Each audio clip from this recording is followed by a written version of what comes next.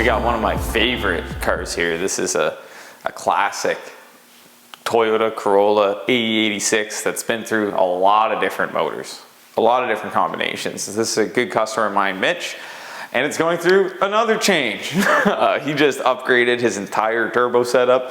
Matt took some good photos of the engine bay, can go over all those pieces. Brand new Artec manifold on the 1J with a brand new Garrett G-Series turbo. He put some new cams into the motor too. This thing already is insane. We'll do a whole kind of build breakdown on it, go over all the pieces on it. It has a lot of trick parts on it through all the years to make it actually put all the power down. So it makes like just over 500. It'll probably easily make another 80, 100 horsepower on top of what it made before. And I've driven a lot of stupid fast cars of all different sorts and sizes. This thing's scary. There's something about a really light car with 500 horsepower on like 205s and it just like kind of like gripping and gliding in third and fourth gear on undisclosed roads. It's a pretty cool feeling, but in general, tons of hours into this car, all titanium intercooler piping, putting the whole engine swap in it. It is a 1JZ, not VVTi, which is what I play with a lot of. This is a first generation 1JZ Toyota motor crammed into this tiny little Corolla. A lot of custom pieces to make it all work, but it all works really well and it's actually really easy to work on, which is kind of not what you would expect when we had it all down on paper. So we're gonna start kind of bringing the camera closer and we'll start showing you guys all the different pieces on it, lift it up on the hoist and go through the plans with it. So yeah, we got a lot of stuff going on in a little package over here, but it actually all fits surprisingly well. We reused a lot of components from his old setup. His old setup was a Honda S2000, so an F20 motor, and it was naturally aspirated, and then he went F22, and then we turboed it, and then we turboed it again, and Mitch is out of control. He's a great customer. He always has a cool idea and something planned for me. So his last idea was before he got married, he's like, okay, we got to do the final haul. We got to get everything all fixed on this. So we took everything out, stripped the entire chassis wiring harness on this car, and now it runs on like a solid state PDM integrated with a lot of the factory switches and controls. So when we go inside, you'll see it's got a Haltech dash with all the turn signals, everything in it. It's I feel it's the best of both worlds. This car has a lot of trick stuff. It's a wolf in sheep's clothing. It looks very inconspicuous, I think would be the word I'd like to use for it. But as soon as you start looking in the engine bay, and if you kind of know a little something about what's going on, you'll see there's a lot of stuff been done in here to make it fit, function, and form well. Yeah, I love it. It's definitely one of my most favorite creations. So what, do you know what Mitch is running here for a wheel and tire combo? Yeah, these are T37s. Nice bronze finish on them. I think this is the newer with like, they got like a triple step lip T37V. Classic. Mitch has had all the good wheel combos. He's had SSR long champs on this thing. He's had this car for almost 20 years. It was his brother's car before his, and it's had like every Corolla motor. It's had like 4AG supercharged, and then the S2000 motors. It's been around a long time. So it doesn't look like it's running stock brakes. No, this thing is a whole hodgepodge of parts. So like what when are we those lift it up, those are S15 brakes? Those are Nissan like S14 brakes, sorry. Nissan hub, spindle, coilover, but then it has a Toyota Corolla control arm. Yeah. Like it's all Nissan S13 spindle.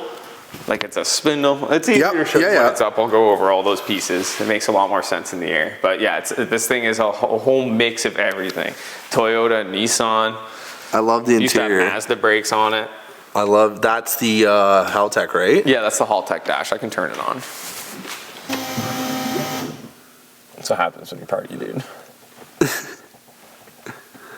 Yeah, that's sick. You would never expect it, eh? Like yeah, in it's a just Corolla. tucked in the dash. It's very clean install too, I will say. Yeah, we got a nice little dash plate for it. Mitch did a killer job on all the interior. Same with like all the solid state PDM. Everything's all tucked behind the dash. Like you can't even tell. A PDM is like a really fancy racing standalone ECU? No, that's different. It has a Haltech standalone ECU and full engine harness. That's what it runs on, is a Haltech Platinum.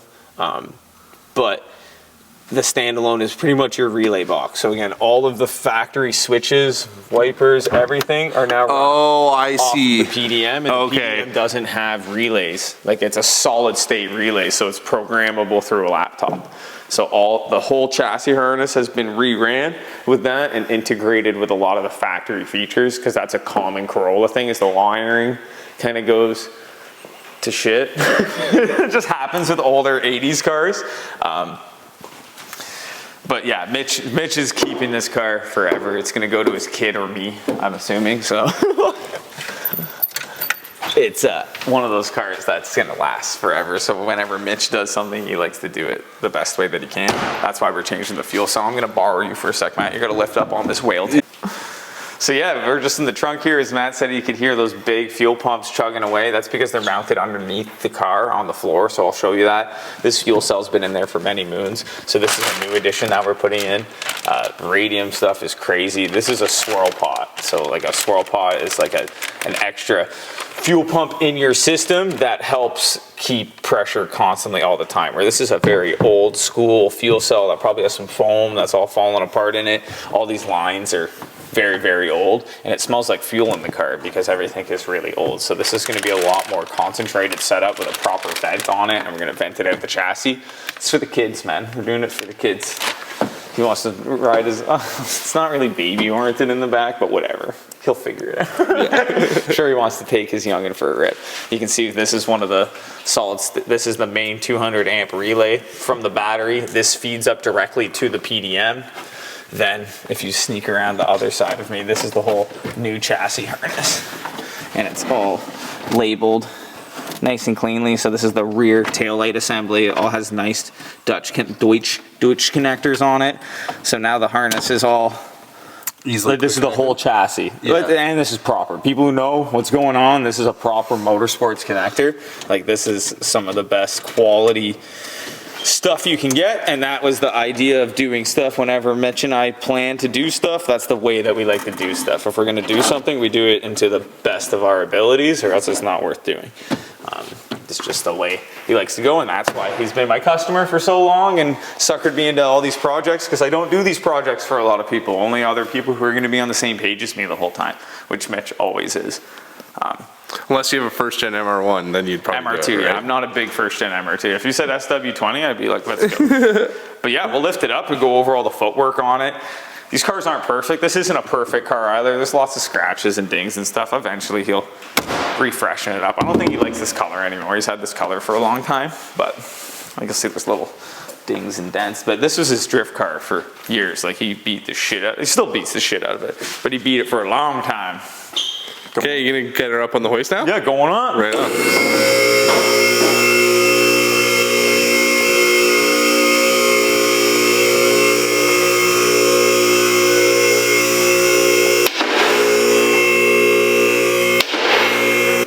Okay, so we've got that Corolla up on the hoist, and I'm just gonna explain all the kind of trick little pieces that we had to make to fit it in here. Might as well go over the suspension first, because we were just talking about that in the last clip. So it's full Corolla Ae86 subframe, Corolla control arm, like a T3 Motorsports. They make techno toy tuning, they make a bunch of cool parts. But then it goes to an S13, like my little black car that we did the tension brace on, spindle, brake, and coilover.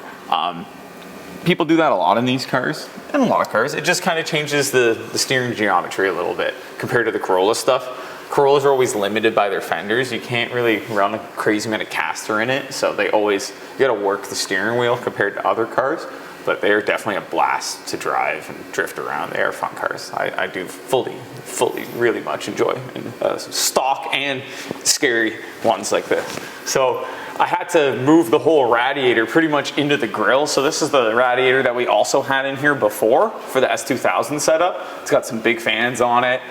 It could definitely fit a bigger one in there, but that's always the limitation when you try and fit motors in cars that aren't supposed to be there. You gotta kind of move some stuff. So I ended up bending up a whole new front cross member support, so it can now support the radiator in the grill. I custom made the intercooler to sneak up in there too with some pipes like I'm also doing on the S13 at the shop that wrap around to make everything easy to work on in the bay. Under here it looks a little tighter and complicated, but you can see up top it's super easy This is one of the easiest cars to work on. But yeah, that was the front modifications. Obviously, when you walk a little further back, it's kind of harder to see the firewall, but there's a lot of clearance on everything up in here. If you work on a lot of cars, this isn't bad compared to some of the shit I've been suckered into. It's already made a new downpipe for that turbo setup. That's why it's here. We had to reconnect everything back. Everything in the setup is good, but its checklist while it's here is intercooler, intercooler pipe adjustment, make the intake pipe fit back on there. Already made the downpipe up and readjusted the wastegate tube, so we got all that on there. Pretty simple. We're not changing anything other than pretty much the fuel cell. We're just making everything else fit. Got this nice exhaust that I whipped up a few years ago. I think we finished this about 2 years ago. It's got this neat little heat shield on it.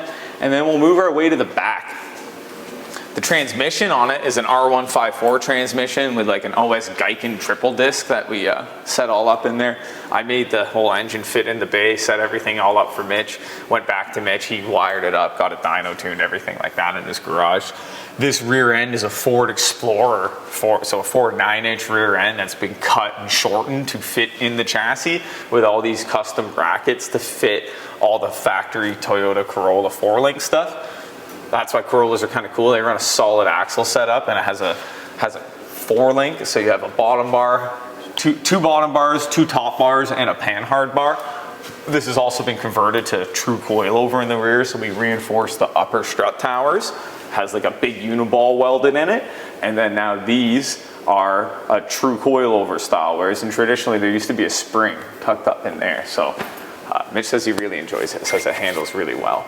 This, you can see that fuel pump setup. That's why the fuel pump hums inside the car, because it's just mounted on a coupler underneath the chassis. So now with the new fuel tank setup with the swirl pod in it, the pump's gonna be submerged in the fuel tank all the time, so it's gonna be a lot quieter. So we're like just refining stuff that's there and updating it as we go, because cars aren't cheap. People know this, especially some of the like radium parts, stuff like that. It's a big investment, and then now we're gonna change. These lines are probably 20 years old, so of course we got a nice stack of vibrant stuff for all the projects I got going on this year. The wagon up at FDF shop, we just did some rear rad lines on that, and pieces to adjust all this stuff to fit, and everything else that's coming up on the docket going forward. Big summer coming up, even though it snowed yesterday. It was nice a couple weeks ago, but it's Ontario. What really can you ask for? But yeah, in general, this thing is sick. It's a really cool car. Any questions about it, let me know. There's lots of videos out there on it too if you want to see it.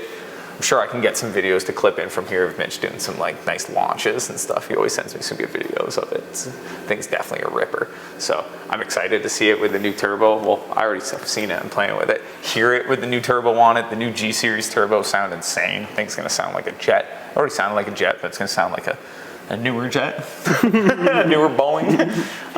Actually, Boeing's not doing good right now. I can take that out. Yeah, not a Boeing, like something sick. I'm not a big jet guy. Could be. But yeah, dude.